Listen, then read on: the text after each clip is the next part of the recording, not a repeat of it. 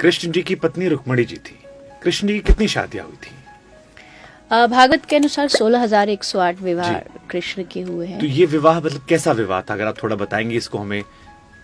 देखिए, इसमें दो चीजें। शास्त्र कहता है जो वेदों की 16,000 श्रुतियां थी, उन्होंने एक स्त्री रूप धारण किया और कृष्ण ने उन सब के साथ विवाह किया। 8 मुख्य रानी जो थी, जिसमें से रुक्मणी लक्ष्मी जी का अवतार है, सत्यभामा जी धरती का भूमि का अवतार है, पार्वती जी का अवतार जामवती जी है। तो ये 8 जो है, ये सब अलग अलग देवी भगवान की पत्नी स्वरूप में प्रकट हुई। 16,100 रानी, जो लोग कृष्ण के इस लीला पर उंगलियां भी उठाते हैं, तो मैं हमेशा कहती हूँ, देखो ये जो कहानी है, ये एक राक्षस था नरकासुर। उसने 16,000 कन्याओं को बंदी बनाया और सोचा इन सब के साथ ब्याह करूंगा, शादी करूं।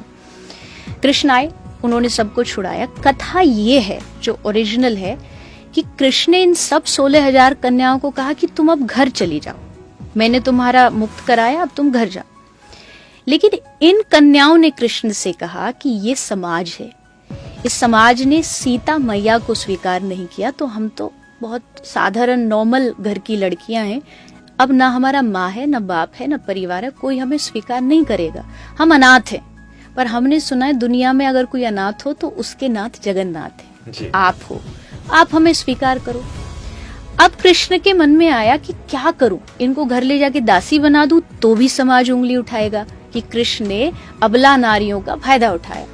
कृष्ण ने कहा, मैं तुमको इज्जत दूंगा, मैं तुमको अपना नाम दूंगा, जहां तुमको समाज स्वीकार नहीं कर रहा, तुम गर्व से कहोगी हम कौन है, कृष्ण की पत्नी, हम द्वारिकाधीश की पत्नी।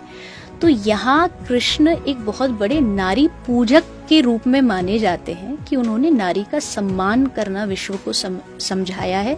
ना कि कोई, देखो शादी आदमी क्यों करता है, कुछ उसकी अपनी इच्छाएं होती है, उसको पूरी करने के लिए वो विवाह करता है, चाहे उसका साथ हो, संग हो, कुछ भी ले लीजिए।